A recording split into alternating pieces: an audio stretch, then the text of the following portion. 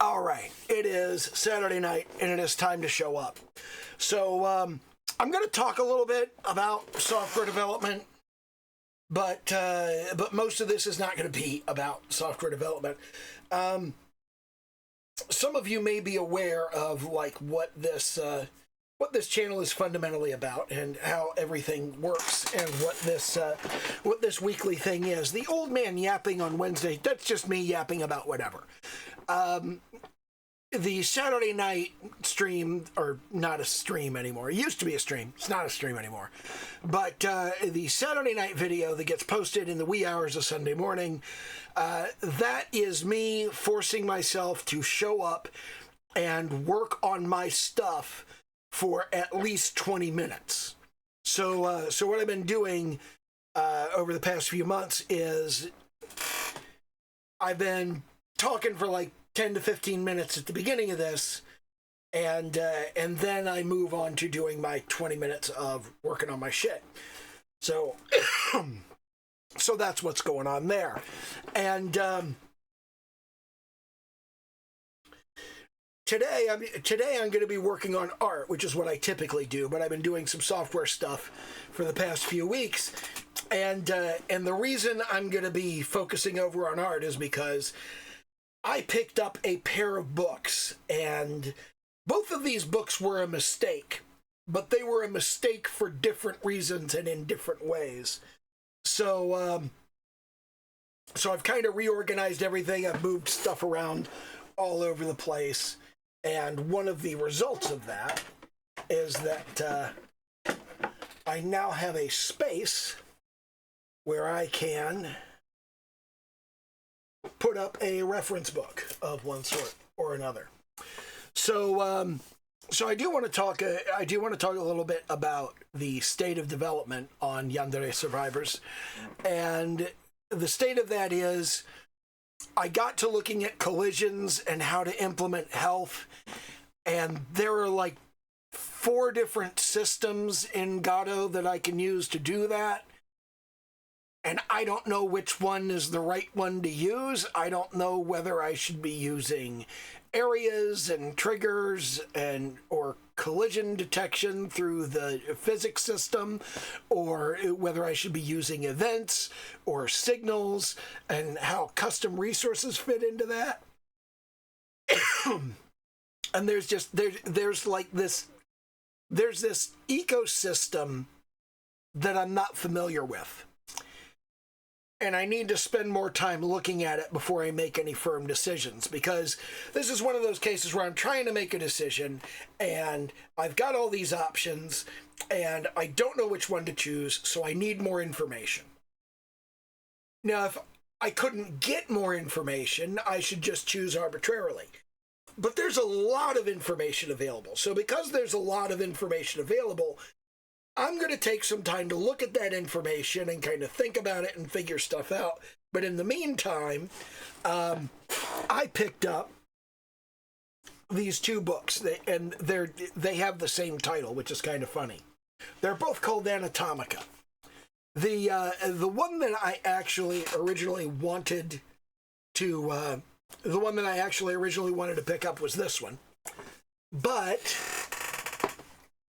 I picked up this one instead, which is a complete home medical reference, which is not what I was looking for. I didn't specify when I looked it up and ordered it who the author was, because I had this one recommended. This one was recommended, and this one was a mistake for a different reason. This one is less. This is by Joanna Ebenstein, and it is The Exquisite and Unsettling Art of Human Anatomy.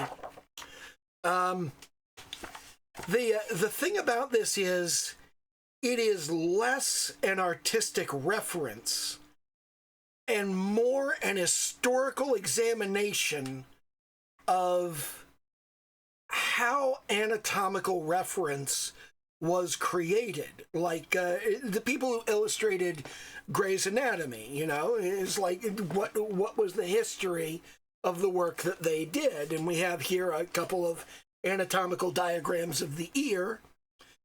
And here we have a bunch of diagrams of, well, those are kind of gruesome. Here we have a number of diagrams of the eye. I skipped the really gruesome ones. There are a lot of really gruesome ones here because they're drawn from actual human dissection. Here are some less gruesome examples. And essentially this book goes over how anatomical diagrams evolved, eventually getting into photographs, and that's very interesting, and that's very useful, and I do love having all of these historical anatomical diagrams to look at. But what I was really looking for was artistic reference on anatomy with specific advice toward how to draw these anatomical diagrams. And I did not get that out of this. This is the book that I actually wanted, but it does not have what I wanted in it. Now instead, what I have here is this mistaken book that is not what I actually wanted, but I got it, and it's because I didn't specify the author. But this actually goes into the detail that I wanted gone into. Specifically, it doesn't actually talk about how to do the artistic diagrams, but it has very detailed and accurate diagrams. And this is the kind of stuff that I wanted instruction on. And it's not specific artistic instruction on the matter, but at the very least, it is like reference material on the individual organs and organ systems and all that sort of thing. So combined, these two pieces of work. Oh yeah, great! And immediately I go to the reproductive system area. So between the two of these, I have a number of modern reference material on how to actually represent these things in a diagram, and then I have the historical material, which is, you know, fairly gruesome. There are a lot of skeletal diagrams in here, and these skeletal diagrams are useful, but it's all of them are woodcuts, and a lot of them are very kind of stylized, and they're not very helpful in terms of how to represent things. But there's a fair amount of stuff that has, you know, it has kind of the layout of see, one of the things that was fairly common in the early Écorché materials was that they tried to represent the dissected figure proudly displaying itself, the way it holding its skin open, the way you might hold your robe open, and this kind of the figure in life with the skin removed, the muscles pulled apart, and that sort of thing. That's useful reference for painting things like zombies, where like shit's falling out and whatnot. So so what I'm going to be working on today is not anything even remotely like coding.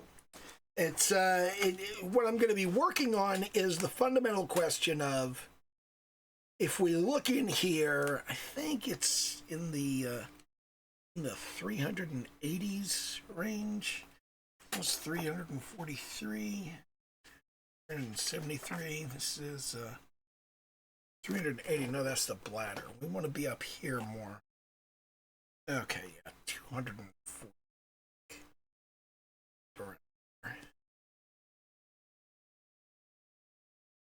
the head, the immune system, circulatory system.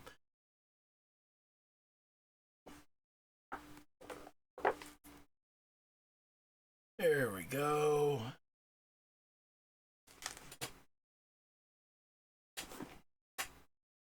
The abdominal cavity. Now, the thing that's important about this is that when they represent the abdominal cavity, they actually show the organs looking like organs. So this is the kind of thing that is missing in those woodcuts where they stylize things too much. They're trying to tell you where things are and how those things fit together. Whereas what I'm really interested in is the question of how to represent these as color illustrations. And this book has that. This book really doesn't. None of the illustrations in here are color. So let's come down here and we'll flip over to our Clip Studio Paint here, because what I'm going to work with here is the fundamental question of, if you take an idea, like you start with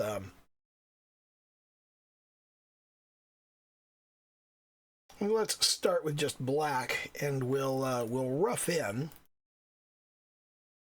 just the line of, let's say, this bit right here. I should really clean off my screen here. Let me grab a paper towel, grab some Windex. If you're just here for programming content, that was pretty much it. The rest of it is going to be art, such as it is. So the question is, if you were to draw, say, the boundary of an organ, just like an arbitrary organ,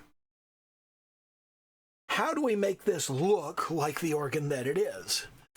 Well, first of all, we question the size of it, we question the shape of it, and that sort of thing. And if we were to actually make something, at least ostensibly, like a real organ, we'll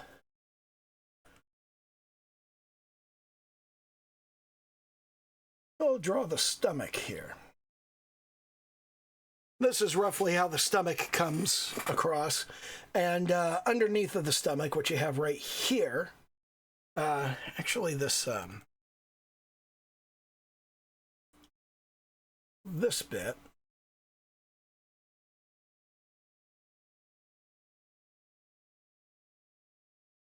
that descends from underneath. And this, the descension from the stomach right here, this kind of loops in over itself and does a sort of looping descent.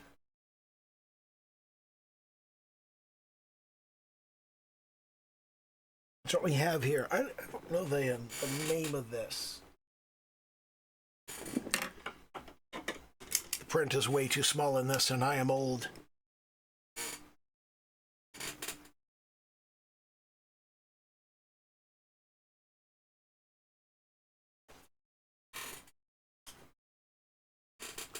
So that is the, well, that's useful. It's the duodenojejunal junction.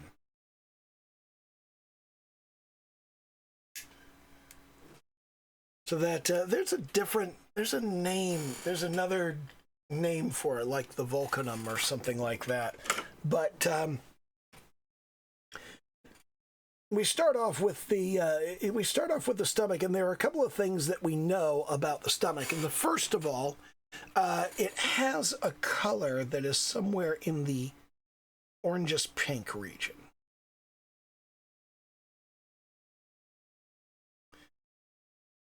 Now you can make it a fairly intense pink, like so. It's not quite bright enough there. Oh, that's because the opacity is down. There we go. So to begin with, the color of the stomach is a kind of a pinkish color.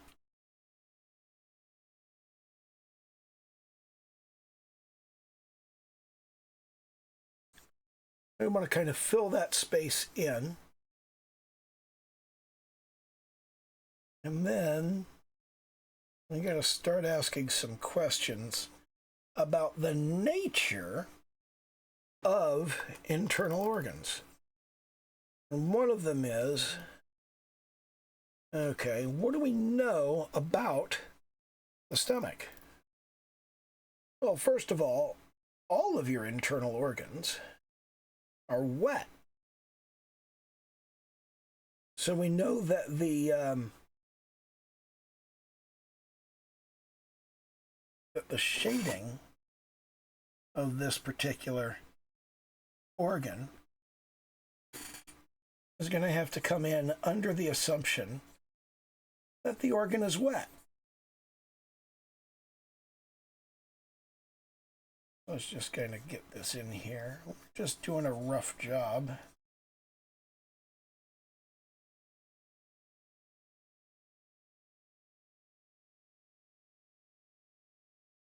Now, one thing that we know as we do this is that there's not typically any light in your body, but if we're looking at this, clearly the body's been opened up. And if the body's been opened up, and the light's coming from somewhere, and we got to think about where that light is coming from. So let's arbitrarily say that the light is coming from up here. We're going to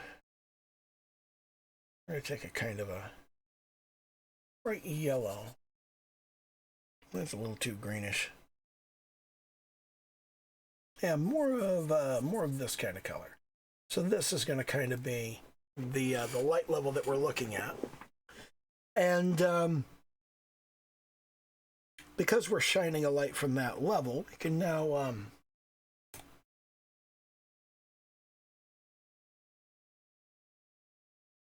we can use a multiply layer up here to add some basic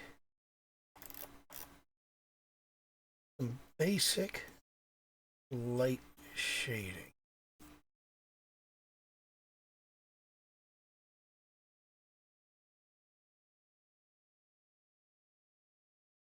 Now we're operating in a multiply layer.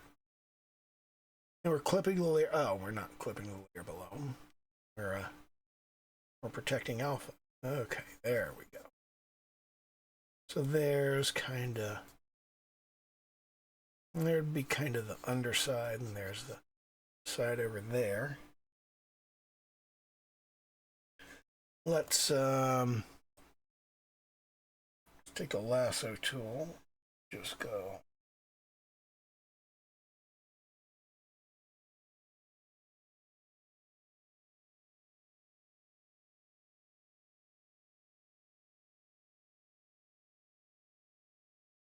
Sort of grab that space so we don't hit the space underneath of it. We'll go back to our soft airbrush and we'll kind of get up underneath of that.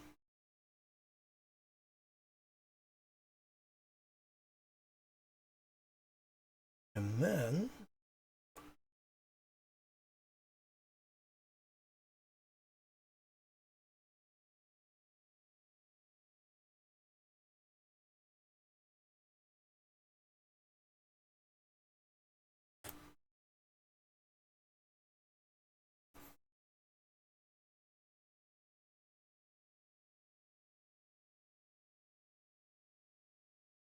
we'll just kind of shade that in there. Then we can deselect because we're pretty much in the...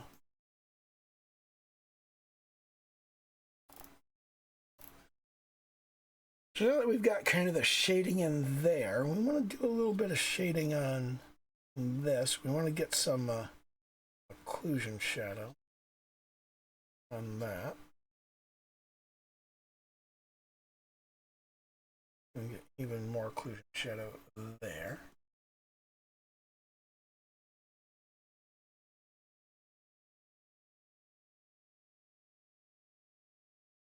Even more there.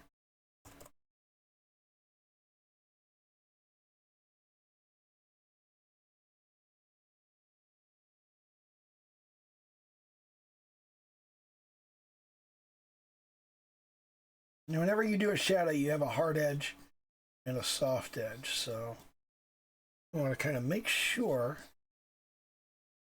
that we get that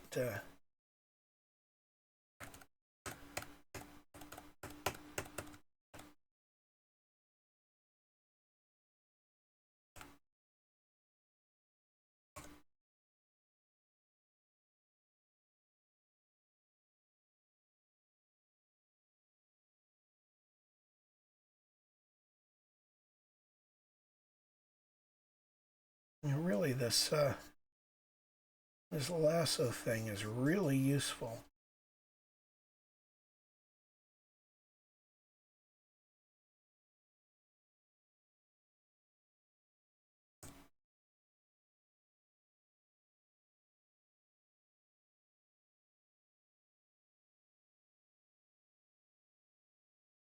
Okay, so we've got something approaching shading on this, but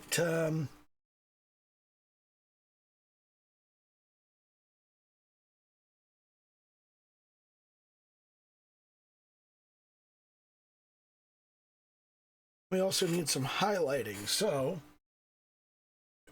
we'll create a new layer on top of that, and we'll use our light layer, and we'll change the method to lighten. Let's see how that looks.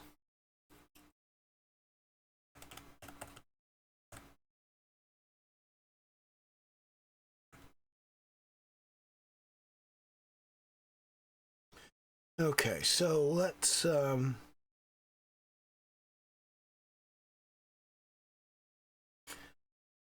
make sure that one's clipped too. So yeah, we'll take that color and we want to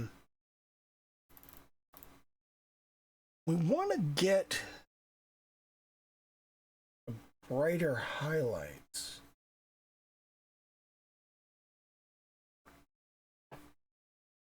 We want to hit sort of the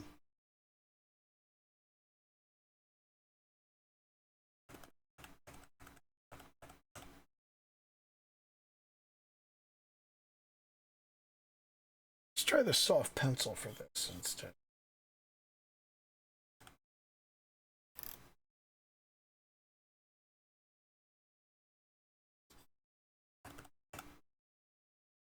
I think maybe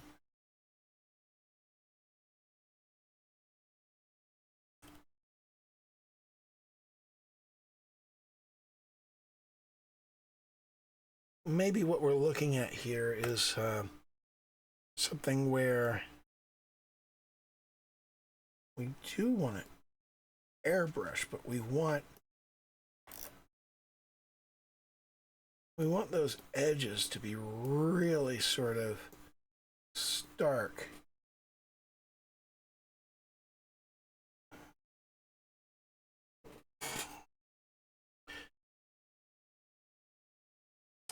That's really not it. Yeah, I'm not liking that at all. Deselect that, and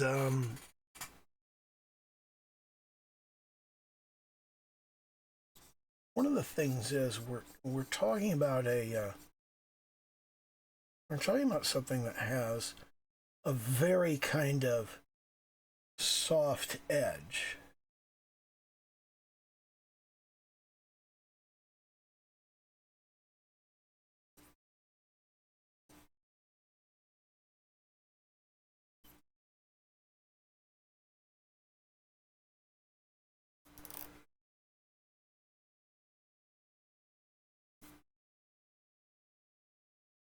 But we also want a kind of stark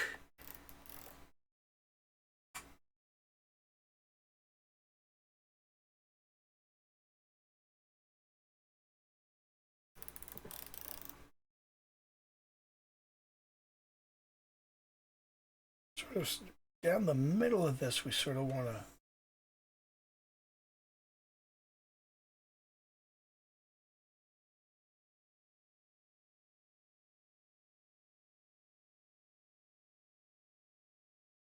let's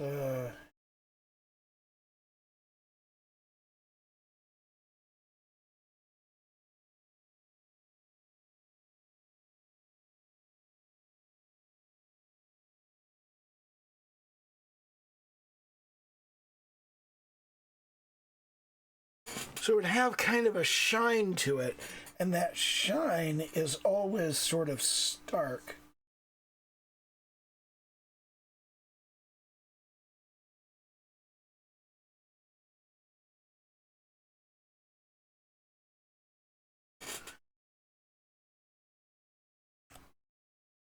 Maybe something kind of like that?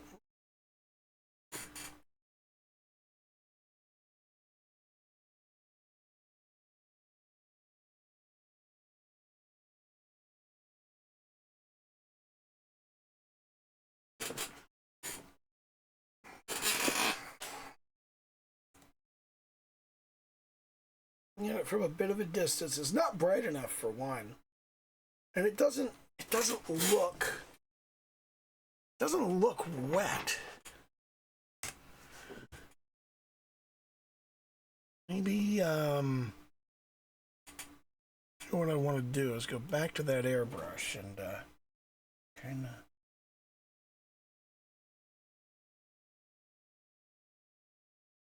soften that look to it.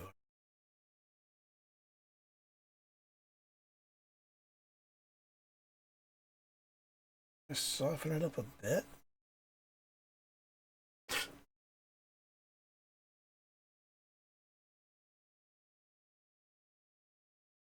Let's drop our opacity a bit.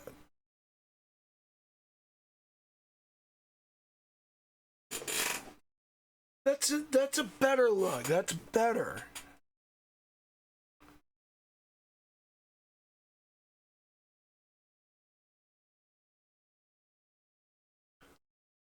Now we're starting to look kind of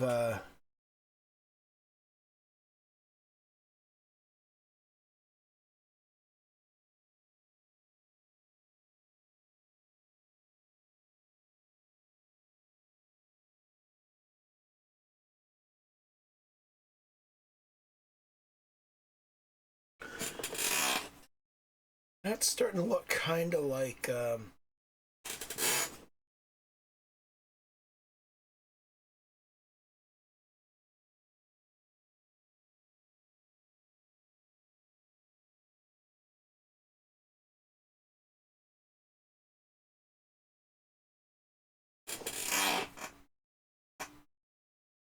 it kind of looks like little breaks in the reflection.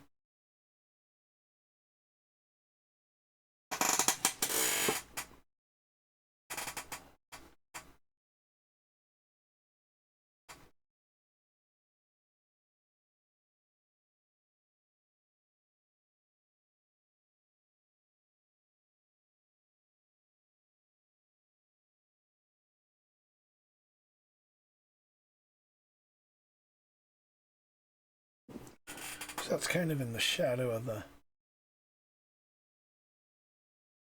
that little bit there. Huh.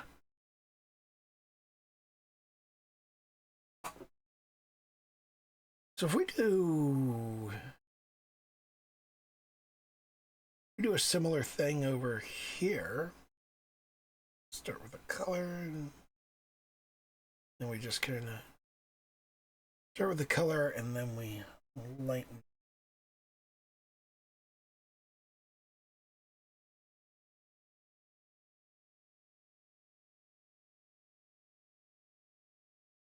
Do a little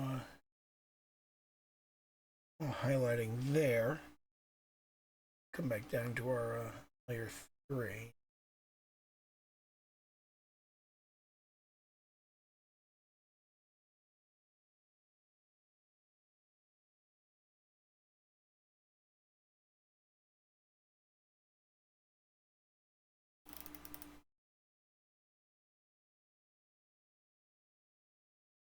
Darken that out a little bit. Here to our lighten. Jump in here. Then we'll get our fairly stark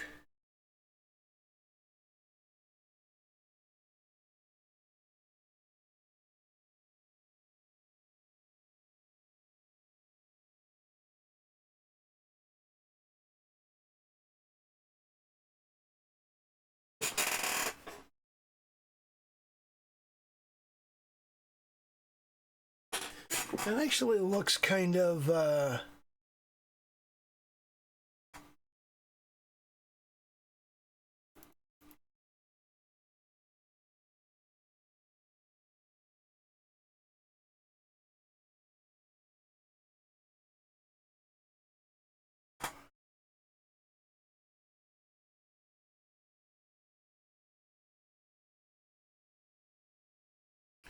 what they seem to be doing on these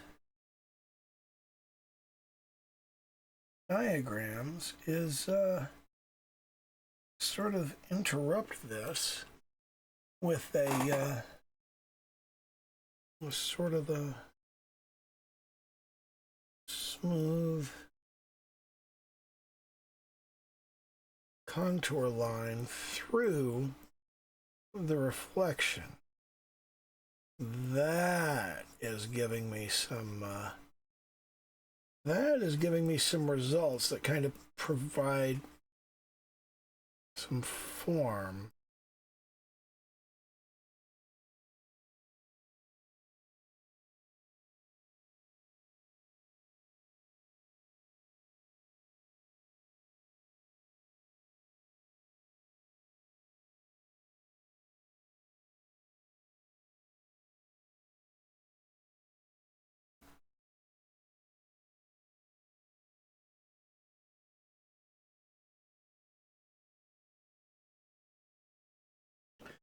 That definitely gives much more of a sense of form, and if I do the same thing with the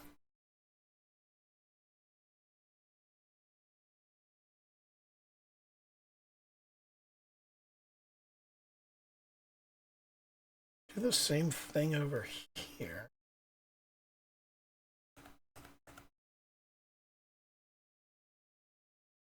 Start with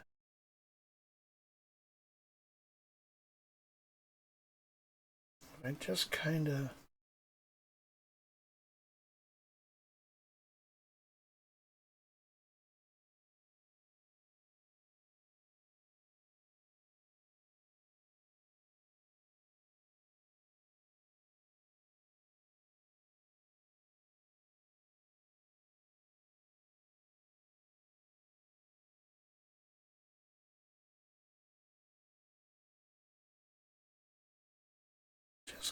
come in through there.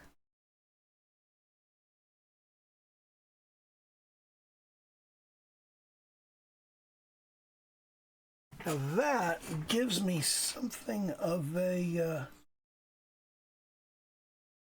that gives me a good texture and a good kind of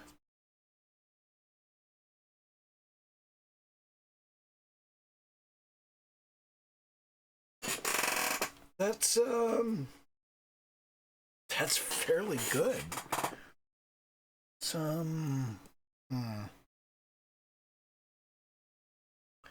I wonder how much of this. Let's try our fingertip blend a little bit in here. I'm gonna jump into this layer and just kind of.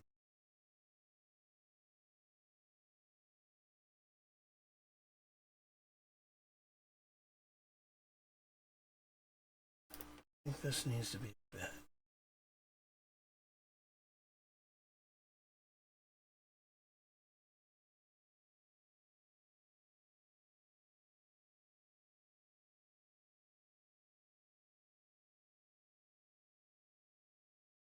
I really like the fingertip blend tool,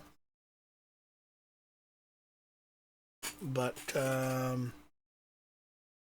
not convinced it's the right tool for the job on this. No, it's not making it look better. It looked better before I did any of that.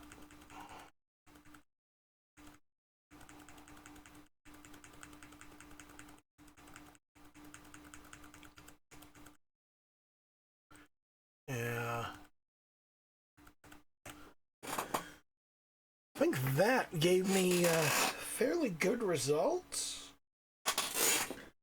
And I really think the soft airbrush on transparent mode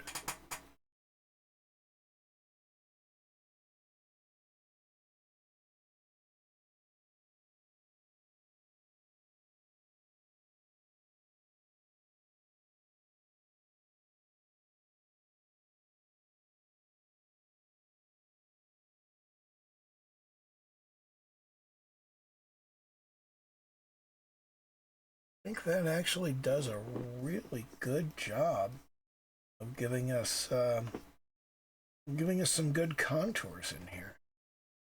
I think that works fairly well on both the shading layer and the highlight layer.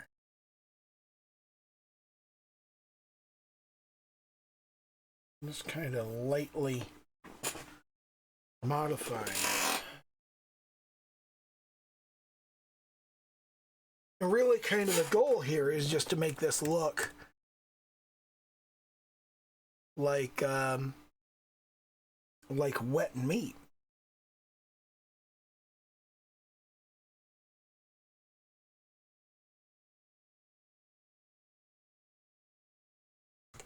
When we make it smaller, and it still looks pretty good.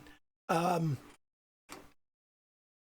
am kind of liking this. The important thing from where I'm sitting is to try and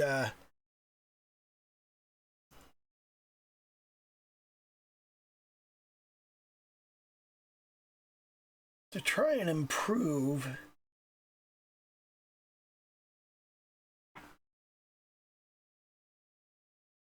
the overall impression, so that it actually looks like an internal organ. Nobody's really teaching this stuff, and it's really kind of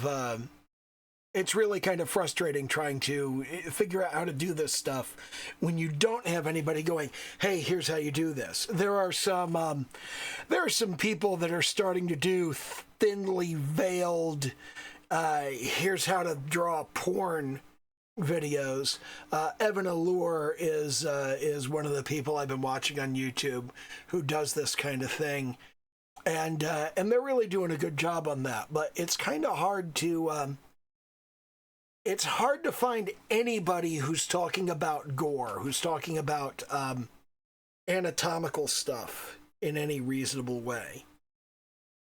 So that's been hard to find. I'm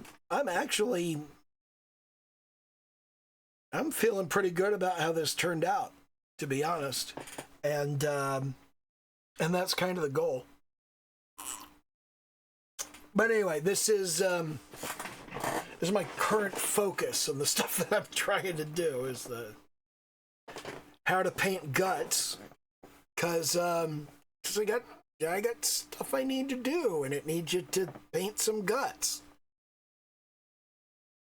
You can't do any kind of horror work without without having people get injured, and you can't just have blood coming from no visible injury. There are a fair number of people that are talking about, here's how you paint blood. Well, painting blood is one thing. Painting bloody internal organs falling out of an abdominal cavity, that is a whole different thing. And if I'm going to be doing any kind of art in that vein, which I need to for some of the other projects that I'm working on, which are not interesting from a programming perspective. They're like visual novels and RPG Maker shit. But there's a lot of art that needs to go into that. And I need to put some time in on just making this stuff look right.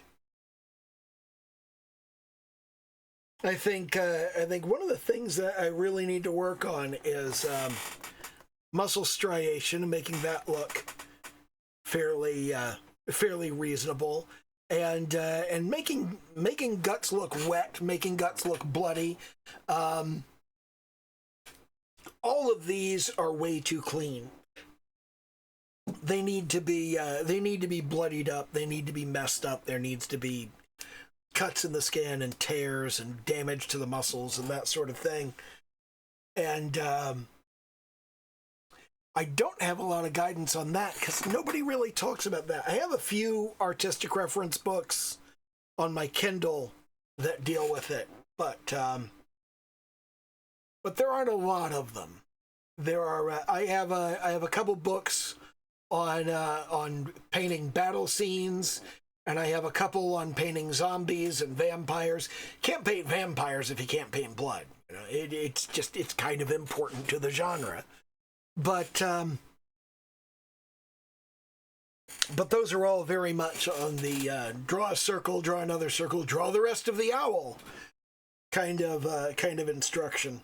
They don't really tell you how to do the how to actually develop the technique. But anyway, I think that's about enough for this week. I think I've shown up enough, and I painted a stomach, and I don't know how interested anybody was in seeing me paint a stomach, but that's an interesting piece. I did something. I showed up. I painted. I did some work, and